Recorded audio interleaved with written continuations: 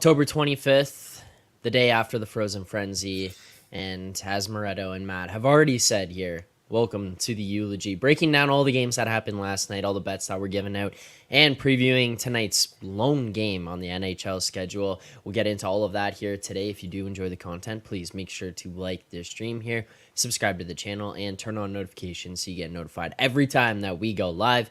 But before we get into the recap, before we get into today's games, obviously, if you're trying to see all the picks that have been given out throughout the course of this season, last season, or you just want to look at yesterday's picks, you can do that on BetStamp app. And BetStamp is the easiest way to improve as a sports bettor because it helps you use multiple sports books and always get the best odds. Recommend using an odds comparison tool like BetStamp to do so. BetStamp compares odds across every sports book for games, futures, and player props. You can save time and money by checking BetStamp before you bet. So make sure to download the app today, as well as signing up on the web. Now, if you are trying to help the show, if you see sportsbooks coming up here today that you don't have already, make sure to head over to betstamp.app/edgework. It does help support the show. You can also click the link in the description. Let's get into yesterday's games. Let's start with the big one here. Let's not waste any time. Let's not beat around the bush. We go 4-for-4 consensus pick. Nashville Predators. The Canucks are frauds. Canucks are going to, as Moretto said, this is, I think you said it was like smash time on Smashville or something along those lines. Smashville. Yeah, and the Nashville Predators fall to the Vancouver Canucks tonight in what was truly the most predictable outcome of the night last night. And we even said that before the show ended, but let's talk about the Nashville Predators. We'll go to you first here. What happened? If you read between the lines, our mouths said Nashville, but our eyes said Vancouver. I mean, we made that pretty clear. The Canucks were a lock, so if you decided to tail us instead of tail what we thought was going to happen, then I mean, you're a little bit poor because of it. I didn't watch the game. I had my own hockey game last night, and it is. I mean, I'm glad I didn't watch it. I would have just been sitting on the couch tilting, and it seems like they fully deserve the loss based on all the underlying metrics. And I mean, this was their worst game of the year, like completely based on numbers. Like they have dominated pretty much every game they played so far. Except, they've been above 54% expected goals in all but one game so far. They were above 60 in 3 of them. And last night they were like below 40 against one of the worst teams and, against not one of the worst, but like against a bad team. So yeah, they just didn't show up. And I think that's because of us, and we'll take this one on the chin. Yeah, I don't know what kind of fancy stats your beer league does, but I'm guessing that you generated more expected goals than the Predators last night. Let's just put it that way. Definitely. No, fully you deserved. Probably drank loss. the same amount of beer before the game, though. And honestly, look at like watching that game, you might have. Like the first goal, like it got deflected up high. It was just kind of like this weird, harmless looking wrist shot that beat Saros. The second goal wasn't even a shot; it was like a poke check. I don't know. I'm tired of losing money on. There's nothing more deflating than like getting a goal scored on you like 20 seconds into a period too. When I saw that Giuseppe scored like 20 seconds into the period, I'm like, that's an L. This is an L. It is what it is.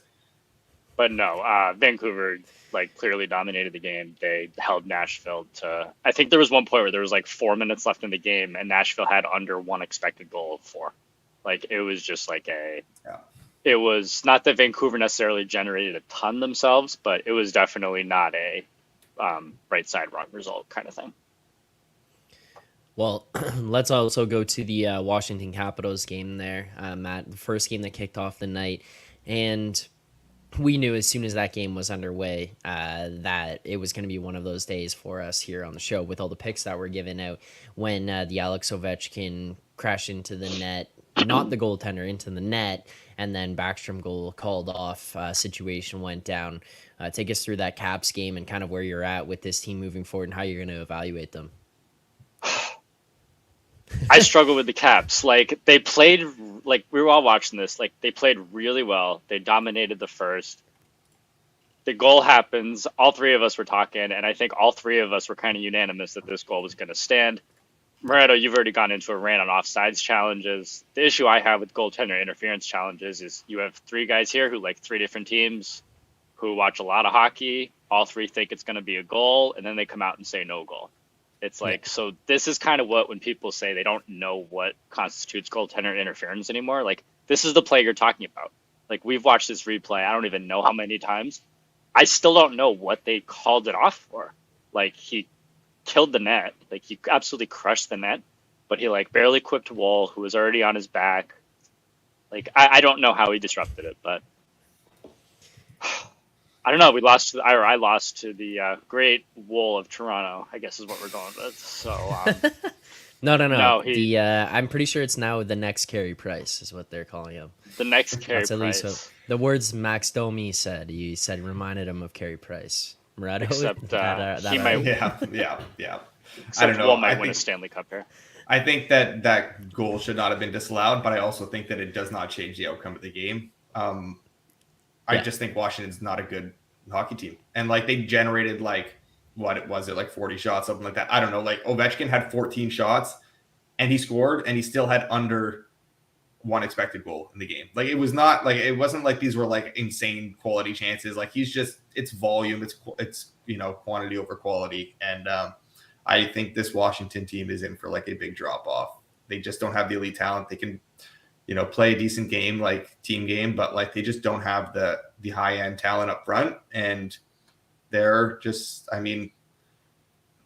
defensively not great. I mean, I don't know. I think that was more of their shot total was more of a comment on the Leafs defensive game right now. Not that like it will improve and it'll get better as the season goes on, but like right now the Leafs are kind of bleeding shots and chances, and that's just kind of what that was. I don't think it was down to Washington necessarily. Yeah, Yeah, I it mean, definitely it doesn't also, help when. Sorry, go ahead. I was just gonna say in regards to that, it was like OV combining for half of Washington's shot total last night, effectively. So sorry, Matt. Go ahead. No, you're good. And that's with a penalty shot on top of that. So like he certainly had a couple of good chances. I know he had one right before the goal, like a cross-ice one-timer that Woll made a great save on too. Yeah, it definitely doesn't help when Woll posts almost 3 goals above expected, and Kemper's like -2.5. But no, I agree. Like the Capitals are just going to be like, are they able to score? And obviously, like they're just trying to feed Ovechkin over and over. So they're definitely going to have these nights through the year where he just gets hot and he scores 2 or 3 on his own, and they're going to look like a team that's unbeatable because Darcy Kemper's certainly capable of being a heck of a lot better than he was last night. And then they're going to have nights like this where they do control a lot of the play. Like I think if you look at most possession metrics, like the Capitals looked very good even before Toronto got out to a 3-4-0 lead. But yeah, they're just, I am happy to just take an L on the Capitals, realize that I may have just been totally wrong on this team, and they may be a lot worse than I kind of thought going in. But I don't know, watching the game, it is a little, it did feel like a much closer game than that score said last night. All right, let's go to another game here, and it's one that I see going on in the chat right now. People making some jokes. Jeremy Wall versus Johansson for Vezina. Jordan Mosel, Johansson is, I guess, the GOAT now. I mean, this is a game last night. We had the over, and we take over 6.5 in Carolina, Tampa, and then you get the notification that Kochetkov is going to be going in for Carolina there. Kind of leans a little bit more toward the over for us, potentially in that spot, and it just doesn't go our way. You see a 3-0 Tampa Bay finish. Moretto, I mean, what goes on Carolina, Tampa there? Is there any adjustments that you make in rating on either of these teams? Like, what are your kind of takeaways from this? I mean, I think at this point you have to like buy into what Johansson is doing, because it's smallish sample, but like he's obviously figured something out, because he was putrid before and he's actually like playing very well right now. I think that's like takes him up to like 4.5 goal save above expected on the season. So yeah, I mean, if Tampa's going to get this goaltending, I mean, even not to this extent as they got last night, but if they're going to get that kind of goaltending from Johansson until Vasilevsky comes back, this team is going to be just fine. I know their like underlying metrics and their expected goal share of 5-on-5 has not been good to start the year, but this team is too talented and too good, and John Cooper's too good of a coach to not figure that out. So if that baseline of goaltending that they're getting right now is going to continue, then yeah, this team is a decent buy team for me, especially like in the futures markets and stuff. There's still something like 25, 23 to 1 floating out there for the cup, where I think you'll have a rested Vasilevsky and a experienced team that's not as drained going into the playoffs this year as they were last year. pretty deep team still. Good defensive team that I think is if this goaltending continues, there's not going to be too many better buy points for them because I think the price will just keep getting worse. Right. And Yeah. Matt, where are you at with Tampa and Johansson at this point? Vezina? Yeah, so yeah, he might be. So it wasn't even just like Kochetkov that got announced in. Then you kind of see in warm-ups that Aho's going to play, and it's like, okay, now we really like the over. Yeah. And obviously, like I was on Carolina too, so I didn't really know kind of what to make of those two. Market actually moved towards Carolina after those two, so I kind of felt good. And then obviously you go 0-2 on the shutout. No, I mean, I kind of touched on this in the first episode of the year with Johansson. Like for years, he was just a garbage can at net. Like you see him announced, it's instantly other side and over. Like just whatever market fair price is, just smash it. And last year he was, albeit very small sample, pretty good. That we definitely kind of had some thoughts over, like what's going to happen when he plays a little more consistently. He's 7th in the league in goals saved above expected at this point. Like we were talking about how if he could even provide like league average backup goaltending, that this Tampa team would be more than fine until Vasilevsky comes back. He's been way better than that. And like obviously he's not going to post I don't even remember 35 save shutout or whatever like every night, but like I think we definitely do need to start upgrading Tampa just based on kind of what we've seen from him. And yeah, again, just they kind of have some elite talent still there, so if like he can kind of keep them in games, like they're going to be a lot better than I think the market seems to have them at this point. So definitely looking to upgrade Tampa more than downgrade Carolina. All right, and one more game we'll get into here from last night to kind of recap and touch on everything that happened because we had two best bets in it. 3, I guess, actually, technically. The Minnesota-Edmonton game. We give out Minnesota minus 115, moves against us immediately, even while we were on the show, closed at minus 106 there. We had the under in this game as well. Obviously, take under 6.5. Minnesota clears that number on their own, goes 7-4 final. Moretto, we'll go to you first, just to kind of break this game down between Minnesota and Edmonton. Maybe we could talk a little bit about what the resistance was first and foremost, about why this moved against us even after we gave it out here on the show. Well, I will say that I'm not going to take responsibility for any of these losses. I'm going to put those all on Matt because I did not have that under. I did not have the Wild one, I guess. But I still think that the Wild are a team I'm not super high on. And like what's going on with Edmonton right now is not good. I mean, they're like these results have been bad. I'm not panicking though. Like, I don't know, maybe I'm crazy. Maybe I should be reacting more. I'm just not reacting right now. And I still think this team overall will be fine. I think for Edmonton, it's a matter of maybe like this adversity will honestly be better for them in the long run, where they're not just like kind of breezing through the regular season. Like, I don't know, how many times have we seen teams like the Leafs and stuff too start seasons, pretty poorly. There's talk of like, oh, Keith's going to get fired. Is Dubas going to survive this? And like you're still in like the 3rd, 4th week of October. And then by the time you get to like mid-November, late November, everything's fine. So yeah, I mean, last night's result was another good one for the Wild, another bad one for Edmonton, but like these are still, an Edmonton team that I think is going to be fine, and a Wild team that I'm still not fully buying into. Yeah. Yeah, Matt, you were the one with the total there. Not only the total, I ended up with a pretty good price on Edmonton at plus 112 on the side, actually. So that was like a double kick. Total swing and a miss, bad goaltending. I definitely at least expected Gustafsson to be better. I expected Campbell to be like not what happened last night. So that was a swing and the miss. But I do agree on Edmonton going forward. Like, I think this is kind of just like an early season overreaction. Like, this team is still very good. Obviously, it is going to be a bit of a change now for them in the short term without McDavid. They got to find a goalie. And I just saw someone say it in the chat. Like, they need to find a way to get some kind of decent goaltending. Because if they do, like, this is still going to be like a very good team. Like, as bad as they've played so far, and like, admittedly, they've played terrible. Like, yeah. They're still in the top half of the league of expected goals. So like, imagine what's going to happen when this team actually starts to play well. So it's like, I do think it's too early to panic. I do expect them to rebound a little bit, but yeah, no, we'll just kind of continue with the theme here of another game I did not win a bet on last night, which is going to be a very common theme throughout this next 15, 20 minutes here. Yeah, well, and then in this game too, I had the Zach Hyman goal. That was obviously based on the fact that he was. I thought he looked like he was supposed to be playing in the first line. A couple hours later, the announcement comes out he's going to be playing on the second line. Which apologies there, because basically that puts the number that we had given out at that point, made it just not as good.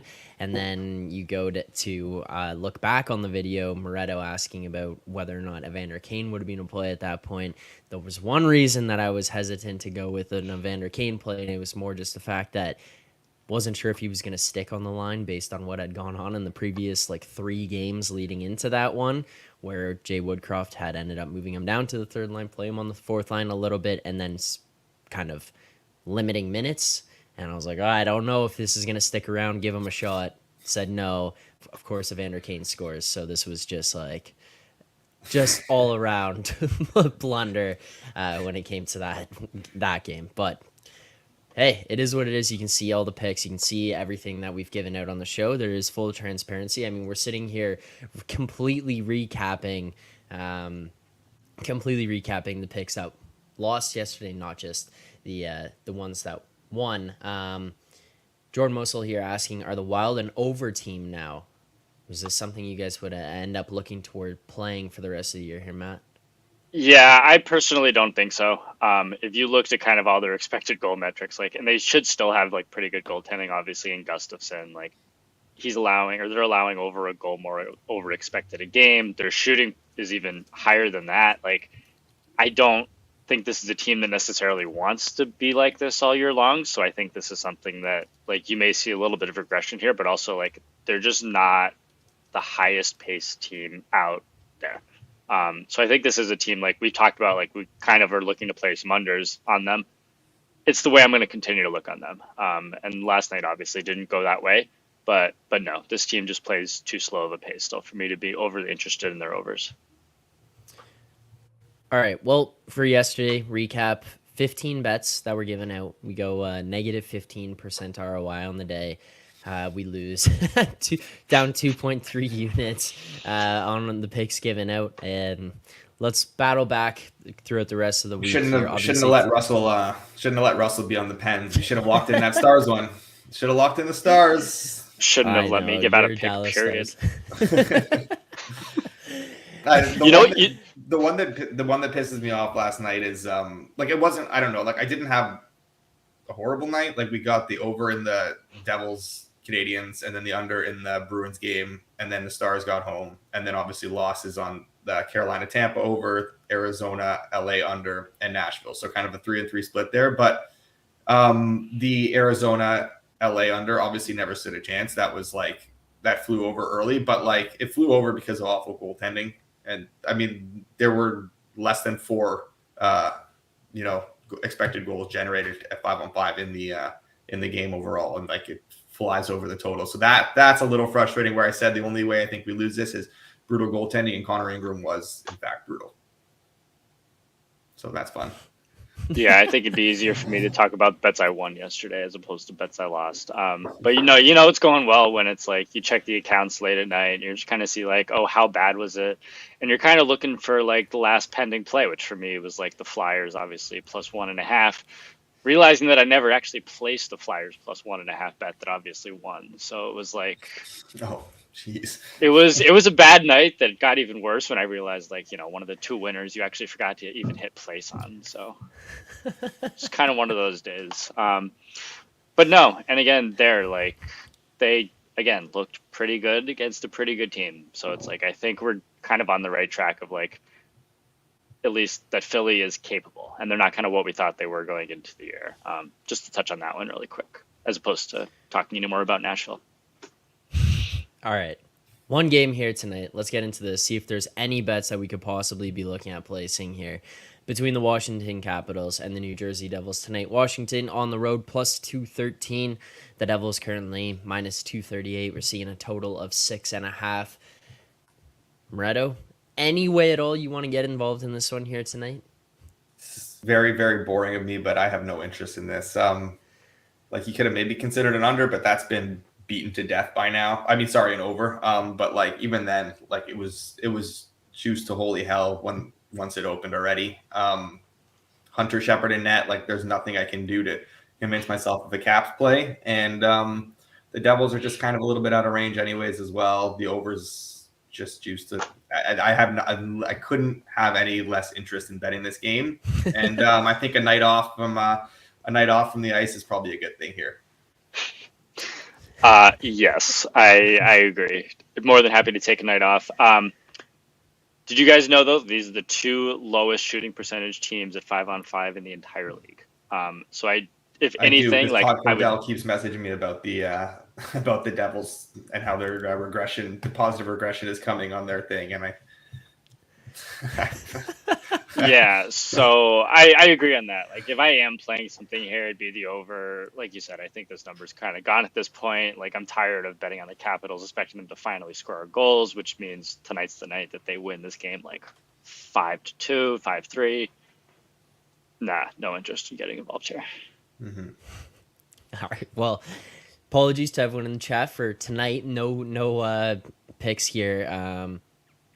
At some point today, I'll probably end up finding some type of goal scorer bets or something like that. So maybe I'll tweet something like that out. I don't know. You can follow me on Twitter at Zack Phil, but who knows? Maybe it'll be another Hyman situation going on there with those picks. But if you did enjoy the show here today, please make sure to hit that like button, subscribe here to the channel. No picks for today, so no recap that needs to be done. We do have, as Insight says, 11 games tomorrow, so get capping. Yeah, get back to the lab, get everyone ready, and we'll bounce back tomorrow. That's where we're at. Thank you guys so much for tuning in here today. As always, make sure to subscribe here to the channel, like the stream, and turn on notifications so you get notified every single time we go live.